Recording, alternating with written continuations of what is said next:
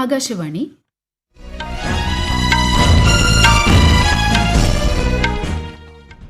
നമസ്കാരം. വാർത്തകൾ വായിക്കുന്നത് അശ്വതി.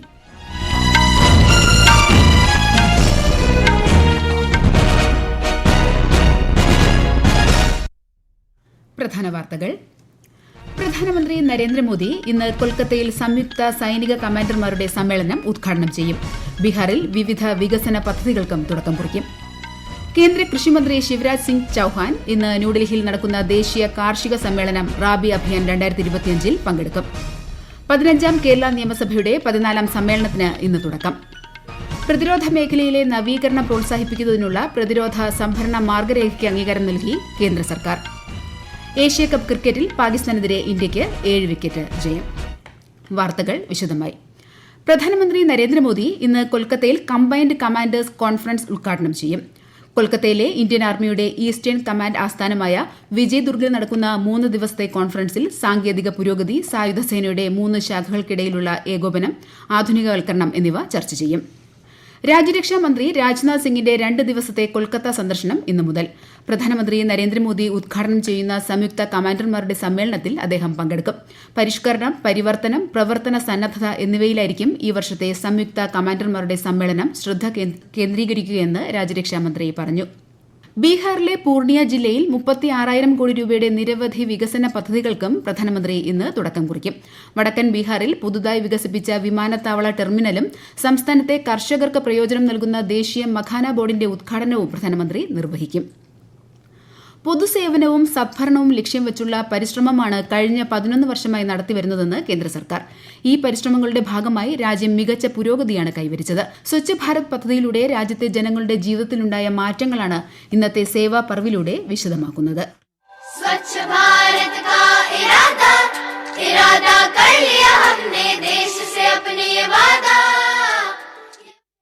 11 വർഷം മുമ്പ് ആരംഭിച്ച സ്വച്ഛ് ഭാരത് പദ്ധതിയിലൂടെ ശുചിത്വ മേഖലയിൽ പുതിയ വിപ്ലവമാണ് കേന്ദ്ര സർക്കാർ സൃഷ്ടിച്ചത്. പദ്ധതിയിലൂടെ രാജ്യത്തുടനീളം 12 കോടിയിലധികം വീടുകളിൽ ശൌചാലയം ഉറപ്പാക്കി. വെള്ളിയുടെ വിസർജനം പൂർണ്ണമായി നിർത്തലാക്കാനും ഇതിലൂടെ സാധിച്ചു. 2026 മാലിന്യമുക്ത നഗരങ്ങൾ വികസിപ്പിക്കാനും പദ്ധതി ലക്ഷ്യമിടുന്നു. स्वच्छ भारत का एक अभियान इसी 2 अक्टूबर से मुझे आरंभ करना है और 4 साल के भीतर हम इस काम को आगे बढ़ाना चाहते हैं. और एक काम तो मैं आज ही शुरू करना चाहता हूं और वो है हिंदुस्तान की सभी स्कूलों में बच्चियों के लिए अलग टॉयलेट हो. तभी तो हमारी बच्चियां स्कूल छोड़ करके भागेगी नहीं. കേന്ദ്ര കൃഷിമന്ത്രി ശിവരാജ് സിംഗ് ചൌഹാൻ ഇന്ന് ന്യൂഡൽഹിയിൽ നടക്കുന്ന ദേശീയ കാർഷിക സമ്മേളനം റാബി അഭിയാൻ 2025 അധ്യക്ഷത വഹിക്കും. റാബി കർഷകർക്ക് നേട്ടം, ഉൽപാദന ലക്ഷ്യങ്ങൾ നിശ്ചയിക്കൽ, സുസ്ഥിര കാർഷിക സമ്പ്രദായം പ്രോത്സാഹിപ്പിക്കൽ തുടങ്ങിയവ ദ്വിദിന സമ്മേളനം ചർച്ച ചെയ്യും. രാജ്യത്തുടനീളമുള്ള കാർഷിക വിദഗ്ധർ, ശാസ്ത്രജ്ഞർ തുടങ്ങിയവർ സമ്മേളനത്തിൽ പങ്കെടുക്കും. ദീപാവലി, ദുർഗാപൂജ, നവരാത്രി തുടങ്ങിയ ഉത്സവകാലങ്ങൾക്ക് മുമ്പ് GST 2.0 അവതരിപ്പിച്ചത് എല്ലാ ഇന്ത്യക്കാർക്കും ഗുണം ചെയ്യുമെന്ന് കേന്ദ്ര ധനമന്ത്രി നിർമ്മല സീതാരാമൻ. 99% സാധനങ്ങളുടെയും GST 12-ൽ നിന്ന് 5% കുറച്ചതായി ചെന്നൈയിൽ നടന്ന വ്യാപാര വ്യവസായ അസോസിയേഷന്റെ സംയുക്ത സമ്മേളനത്തിൽ ധനമന്ത്രി പറഞ്ഞു. 2047 ഇന്ത്യ $30 ട്രില്യൺ സമ്പദ് വ്യവസ്ഥയുള്ള രാജ്യമായി മാറുമെന്ന് കേന്ദ്രമന്ത്രി പീയൂഷ് ഗോയൽ. ന്യൂഡൽഹിയിൽ നടന്ന മാധ്യമ കോൺക്ലേവിൽ സംസാരിക്കുകയായിരുന്നു ശ്രീ ഗോയൽ. അടുത്ത തലമുറ GST പരിഷ്കാരങ്ങൾ ബുദ്ധിമുട്ട് കുറയ്ക്കുകയും നികുതി സമ്പ്രദായം ലളിതമാക്കുകയും ചെയ്തുവെന്ന് കേന്ദ്രമന്ത്രി പറഞ്ഞു. സൂക്ഷ്മ, ചെറുകിട, ഇടത്തരം സംരംഭങ്ങളെ പിന്തുണയ്ക്കാനുള്ള സർക്കാരിന്റെ ശ്രമവും മന്ത്രി എടുത്തു പറഞ്ഞു. Our farmers, our technicians, our workers, our startups, our Vishwakarmas, everybody is working for a better future for 1.4 billion Indians. In the coming 20-22 years in the Amrit Kal, by 2047 when we are celebrating 100 years of independence, India will be a $30 trillion economy.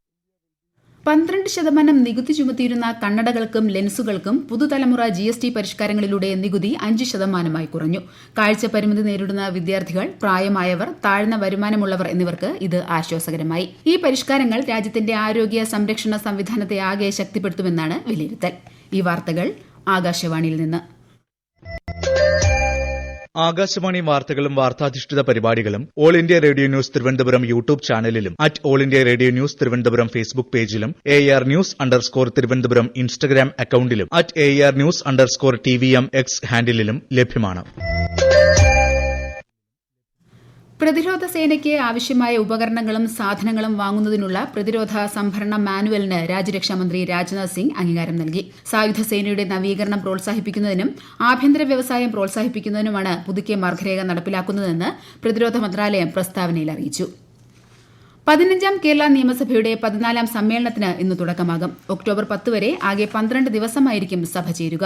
സമ്മേളനത്തിന്റെ ആദ്യ ദിനമായ ഇന്ന് മുൻ മുഖ്യമന്ത്രി VS. Achuthanandan, മുൻ speaker P. Thankachan, നിയമസഭാംഗം Vazhoor Soman എന്നിവർക്ക് ആദരാഞ്ജലി അർപ്പിച്ച് സഭ ഇന്നത്തേക്ക് പിരിയും. വിശദാംശങ്ങളുമായി ആകാശവാണി തിരുവനന്തപുരം ജില്ലാ പ്രതിനിധി രജു കോലിയക്കോട്.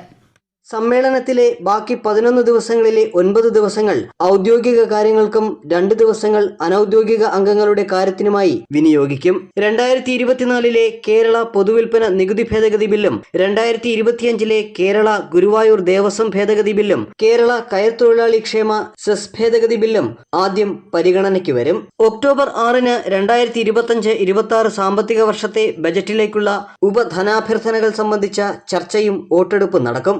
ഒക്ടോബർ 7-ന് ധനവിനിയോഗ ബിൽ പരിഗണിക്കും. 2024-25 സാമ്പത്തിക വർഷത്തിലെ ആദായ നികുതി റിട്ടേണുകൾ സമർപ്പിക്കാനുള്ള സമയപരിധി ഇന്ന് അവസാനിക്കും. വൈകിയുള്ള നികുതി സമർപ്പണത്തിന് പിഴയും പലിശയും ഈടാക്കും. 2025 വനിതാ ഏഷ്യാകപ്പിൽ വെള്ളി മെഡൽ നേടിയ ഇന്ത്യൻ വനിതാ ഹോക്കി ടീമിനെ പ്രധാനമന്ത്രി നരേന്ദ്രമോദി അഭിനന്ദിച്ചു. വനിതാ ഹോക്കി ടീമിന്റെ ദൃഢനിശ്ചയവും ടീം സ്പിരിറ്റും അസാധാരണമാണെന്നും അവർ രാജ്യത്തിന് അഭിമാനം നൽകിയെന്നും അദ്ദേഹം സമൂഹമാധ്യമത്തിൽ കുറിച്ചു.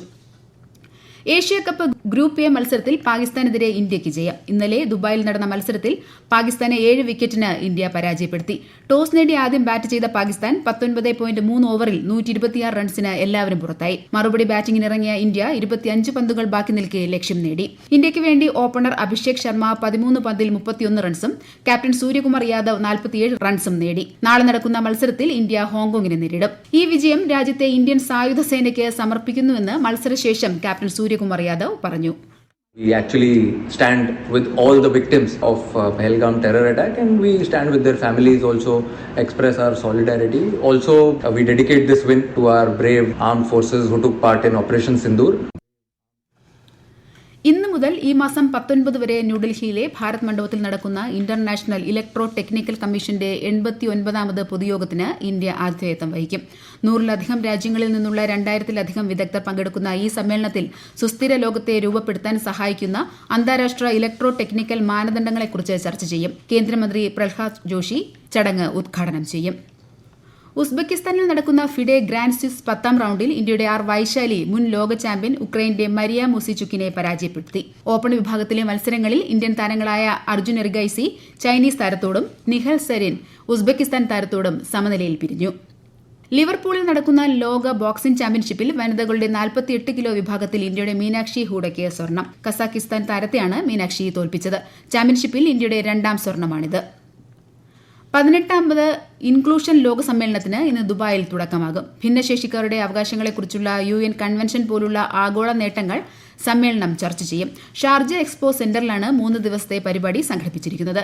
74 രാജ്യങ്ങളിൽ നിന്നുള്ള 850-ലേറെ പ്രതിനിധികൾ പങ്കെടുക്കും.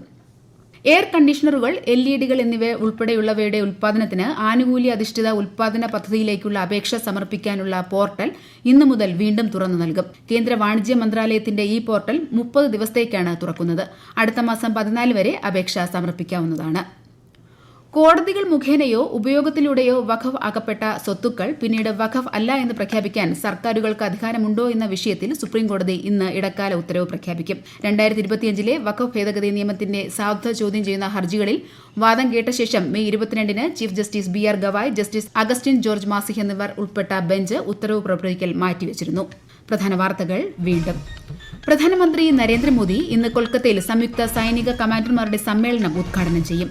ബീഹാറിൽ വിവിധ വികസന പദ്ധതികൾക്കും തുടക്കം കുറിക്കും. കേന്ദ്ര കൃഷിമന്ത്രി ശിവരാജ് സിംഗ് ചൌഹാൻ ഇന്ന് ന്യൂഡൽഹിയിൽ നടക്കുന്ന ദേശീയ കാർഷിക സമ്മേളനം റാബി അഭിയാൻ 2025 പങ്കെടുക്കും. 15ാം കേരള നിയമസഭയുടെ 14ാം സമ്മേളനത്തിന് ഇന്ന് തുടക്കം. പ്രതിരോധ മേഖലയിലെ നവീകരണം പ്രോത്സാഹിപ്പിക്കുന്നതിനുള്ള പ്രതിരോധ സംഭരണ മാർഗരേഖയ്ക്ക് അംഗീകാരം നൽകി കേന്ദ്ര സർക്കാർ. ഏഷ്യാകപ്പ് ക്രിക്കറ്റിൽ പാകിസ്ഥാനെതിരെ ഇന്ത്യയ്ക്ക് 7 വിക്കറ്റ് ജയം. വാർത്തകൾ കഴിഞ്ഞു. അടുത്ത വാർത്താ പ്രക്ഷേപണം ഉച്ചയ്ക്ക് 12:30.